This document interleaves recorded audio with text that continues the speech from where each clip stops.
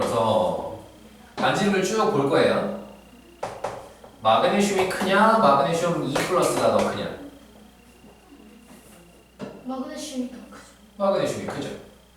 전자가 양성자 수는 똑같은데 전자만 빠져나갔다, 전자 구름이 작아진다. 이거 하는 거죠. 이걸 할 수 있어야 되죠. 마그네슘 2 플러스가 크냐, 칼슘 2 플러스가 크냐? 칼슘 2 플러스가 크죠. 이건 같은 족이죠. 같은 족에서는 아래에 있는 애가 커야 돼요. 됐죠? 마그네슘 2 플러스가 크냐, 산소 2 마이너스가 크냐? 산소 2 마이너스가 더. 요게 둘이 똑같아요. 등전자 관계예요. 등전자 관계. 그죠? 마그네슘 2 플러스다. 주기율표에서의 위치를 생각해야 돼요. 3주기 금속이죠?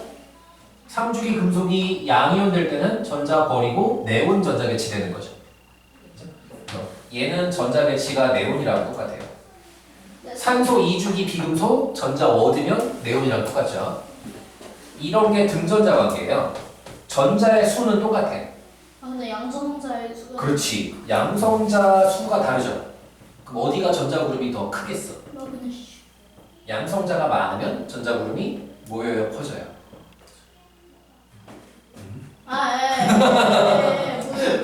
양성자가 많으면 전자 그룹이 모이겠죠. 안에서 잡아당기니까, 그죠? 그래서 양성자 많은 애가 반증이 작다. 이런 관계를 등전자 관계라고 하자는 거예요.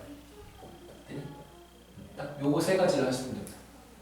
원자가 이온될 때 같은 조 등전자 관계. 됐죠? 여기까지 하시면 116페이지를 다 설명했어요. 지금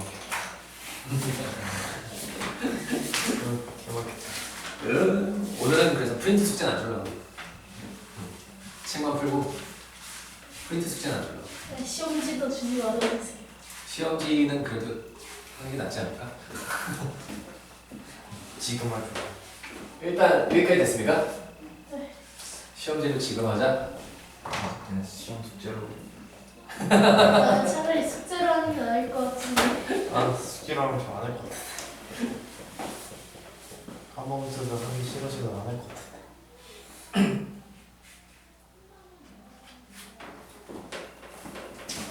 문제를 조금 풀어보겠습니다. 127페이지 먼저 좀 풀 건데요. 같이 풀게요. 그리고 왜 조금밖에 안 왔으니까 시험은 원래 다 같이 봐야죠.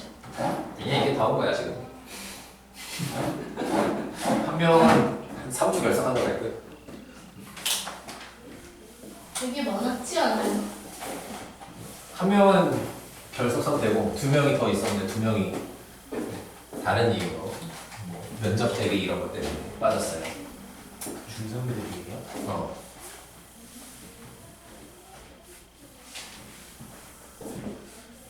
3학년 두 명이 면접 준비하고.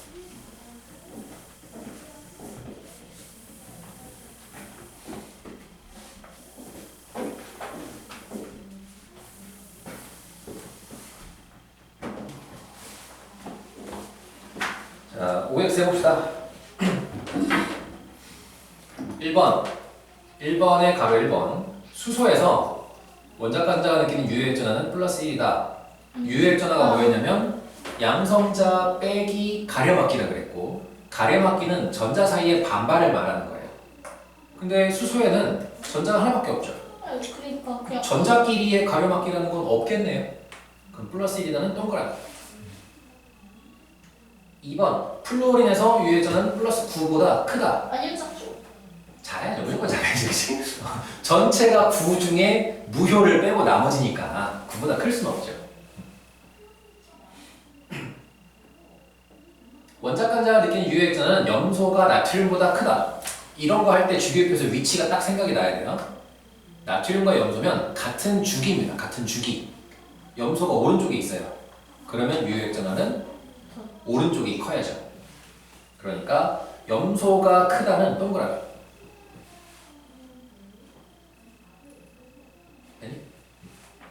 4번 리튬과 나트륨 누가 더 크냐?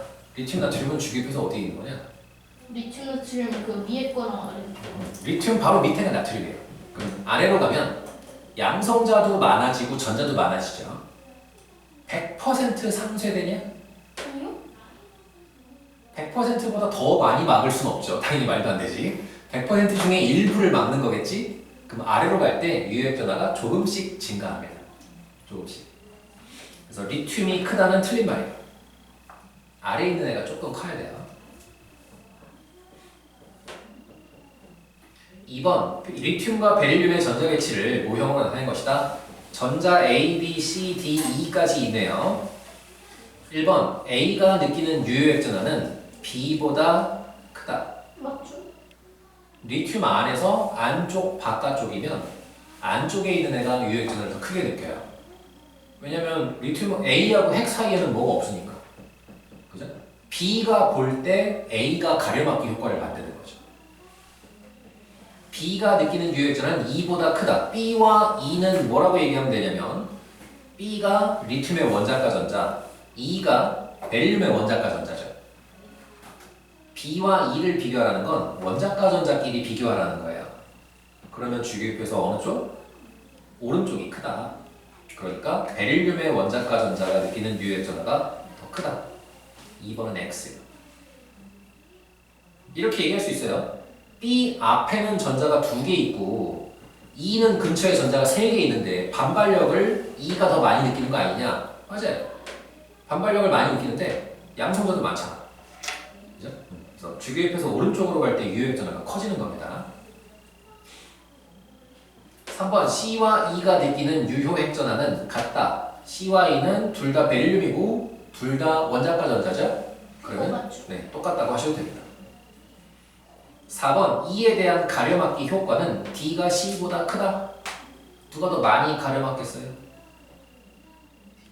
B. D가 많이 가려막겠죠. 안쪽에 핵 가까이에 있으니까.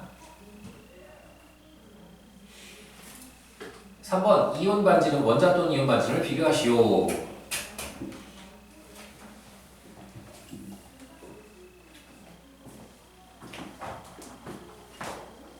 3번에 리튬, 나트륨 주기율표에서 같은 족이죠. 나트륨이 아래에 있어요. 그죠? 그러면 아래에 있는 애가 커야 됩니다. 나트륨과 염소 나트륨이 더 크죠? 같은 주기에 있어요. 왼쪽에 있는 애가 반지름이 크죠? 나트륨이 큽니다. 3번 NA와 NA 플러스 원자가 양이온 될 때는 전자가 나가니까 전자 구름이 쪼그라들어요. 나트륨이 크고요. 플로린 마이너스 음이온이 크고요. 됐죠? 4번 원자 반지름과 이온 반지름에 대한 자료이다 라고 되어 있네요. 반지름 숫자는 외우실 필요 없어요. 원자 반지름을 내가 RA라고 쓰고 이온 반지름을 RI라고 쓸게요. 문제 풀 때 여러 번 해야 될 것 같으니까 짧게 쓸게. 원자 반지름이 152, 112, 73, 71 뭐 이렇게 되어 있네요. 숫자는 외우실 필요 없고 그냥 이렇게만 쓰자. 부등호만 쓸게. 원자 반지름이 그냥 A, B, C, D 순으로 작아진다. 됐죠? 이온 반지름은 60보다 작고 140보다 작고 이렇게 돼 있고요. 중요하게 보셔야 되는 게 원자와 이온이에요. A에서는 원자가 이온보다 크네요. 그죠? 이거 양이온이냐 음이온이냐? 양이온. 원자가 이온보다 크다. 이 이온은 전자 그룹이 쪼그라진 거죠. 전자가 나간 거예요. 그죠? 이거는 양이온을 만든 거예요. 그럼 B는 작네? 양이온이고요. C하고 D는 이온이 더 크죠? 원자보다 이온이 더 크죠? 요거는 둘 다 음이온을 만들었다는 뜻이에요. 여기까지 됐어요? 그러면 A하고 B는 양이온 만드는 거니까 금속이에요. 2주기에 금속 뭐 있냐? 2주기 금속이면 이중이 금속이면 베릴륨. 리튬하고 베릴륨 둘밖에 없죠? 그 중에 왼쪽에 있는 게 리튬이에요. 리튬이 A예요, B예요? 리튬이 A. 주기율표에서 왼쪽에 있다 그러면 원자 반지름이 커야 되죠. 네. 원자 반지름이 커야 되죠. A가 리튬, B가 베릴륨. 됐죠? C하고 D는 음이온을 만드는 건데 음이온을 만드는 게 NOF 이렇게 세 가지만 생각해도 뭐이 중에 뭔지 모르겠어요. 근데 주기율표에서 오른쪽에 있는 애가 반지름이 작아야 되는 거죠. C와 D 중에 D가 더 오른쪽에 있다는 알 수 있어요. 뭐 이게 NO일 수도 있고 NF, OF 뭔지 모르겠어요. 일단 OF 이거 여기 나오는 거 보는 거예요. 73, 71이면 OF가 맞는 것 같은데 그렇게 외울 필요는 없다는 거지. 네. 1번 금속을 쓰세요. A와 B. 2번 음이온이 되기 쉬운 거 C와 D. 원자 번호가 가장 큰 거 D. D의 이온 반지름이 원자 반지름보다 큰 것에 영향을 주는 요인을 쓰세요. 전자가 늘어난 거냐? 껍질이 늘어난 거냐? 플로린 마이너스 된다. 이거는 껍질이 늘어나진 않죠. 전자만 많아진 거예요. 양성자 수도 안 변하죠? 요거는 전자 간 반발력이라고 설명하시면 됩니다. 전자의 수가 늘어나서 서로 반발하기 때문에 전자 구름이 바깥으로 퍼지는 거다. 되죠?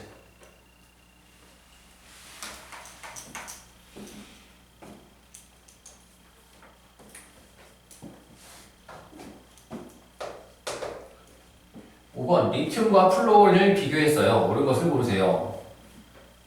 주기율표에서 리튬이 왼쪽에 있고 플루오린이 오른쪽에 있겠네요. 그냥 같은 주기 원소예요. 그러면 기억, 금속성이 리튬이 크다. 금속성이 크다는 양이온이 되기 쉽다예요. 리튬이 금속이니까 플루오린보다 크겠죠. 니은 원자 반지름이 리튬이 크다. 아니야? 반지름 왼쪽이 커요. D가 유효액전하는 원자 간자 느끼는 유효액전하는 리튬이 크다. 이거는요? 아니지 않아요? 이건 틀리죠. 이건 틀리죠. 오른쪽이 커야 된다. 이온 반지름은 리튬이 플루오린보다 크다. 이온 반지름은 리튬 플루오린보다 작아야죠.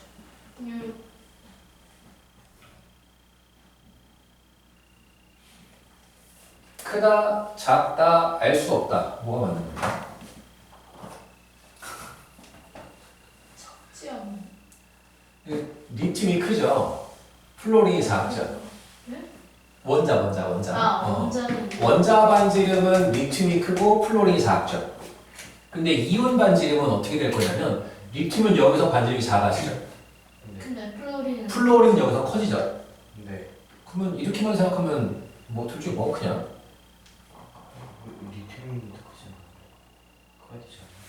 리튬이 또? 아니죠. 플루오린 왜냐면 플루오린은 커지면서 그 네온의 전자를 치우는데 리튬은 작아지면서 헬륨의 전자를 치거든요. 헬륨의 전자 배치를 갖는다고 해서 무조건 작은 건 아니에요. 그 반대도 생길 수 있어요. 이런 식으로 애매해 보일 때는 어떻게 하냐면 얘네들과 같은 족 혹은 같은 주기에 있는 걸 갖고 오는 게 좋아요. 예를 들어서 지금 제일 적당한 건 나트륨 같은 걸 갖고 올 수 있어요. 나트륨 같은 거. 자, 보세요. 리튬 이온이랑 나트륨 이온 중에 둘 중에 누가 반지름이 커요? 나트륨. 같은 족은 확실하죠? 나트륨이 크죠? 그죠? 왜 나트륨을 갖고 왔냐면 플루오린과 나트륨은 등전자 관계죠. 등전자 관계에서는 비교할 수 있어요. 둘 중에 누가 커요? 플루오린. 이거는 양성자 많은 애가 작죠. 그죠? 이렇게 되죠? 그럼 확실하죠. 이건 플루오린 이온이 커요. 방금 민영이가 했던 얘기는 이제 전자 배치가 헬륨 배치인 경우와 네온 배치인 경우를 비교하면 네온 배치인 경우가 반지름이 클 거야. 예외가 생길 수 있습니다. 예외가 생길 수 있어요. 예를 들어서 산소 이온은 네온 배치죠. 산소 이온 네온 배치죠. 반지름이 140이라고 나와 있네요. 책에. 그죠? 근데 칼슘 이온 이런 건 아르곤 배치거든요. 칼슘 이온 그러면 산소 이온보다 반지름이 더 작아요. 그러니까 전자 배치, 전자 껍질의 수만 가지고 반지름을 예측할 수는 없어요. 전자 껍질의 수를 가지고 반지름을 예측하려면 유효액 전하가 비슷한 경우, 같은 족에서만 되는 거죠. 그래서 이온의 반지를 비교할 때는 같은 조 등전자관계 요걸 연립해서 생각하시는 게 제일 정확한 방법이에요. 됐냐?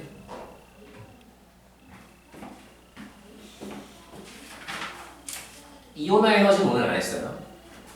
그러면 우리는 문제를 어디까지 풀 수 있냐면 132페이지에 A 유효액조나 B 반지름 해서 11번까지 풀 수 있겠네요. 11번까지. 12번부터는 이온 에너지니까 이거는 다음 시간에 합시다. 다음 시간에. 전 주기율표는 같은 주기율표의 모양 풀고, 그죠? 주기율표 싹 풀고. 실력표요? 네. 거기는 실력이라고 해도 어렵지 않을 거예요. 조심해서 봐야 되는 게, 문제 풀 때 조심해서 봐야 되는 게 금속성, 비금속성 조심해서 보셔야 돼요. 비금속성은 음이온이 되기 쉽다. 왼쪽 위, 아니, 오른쪽 위. 금속성이 크다는 오른쪽 아래. 자꾸 말을 거꾸로 하네. 왼쪽 아래. 시험지를 숙제로 풀어보세요. 그냥 저번에도 시험지 숙제로 풀고 뭐라 했더니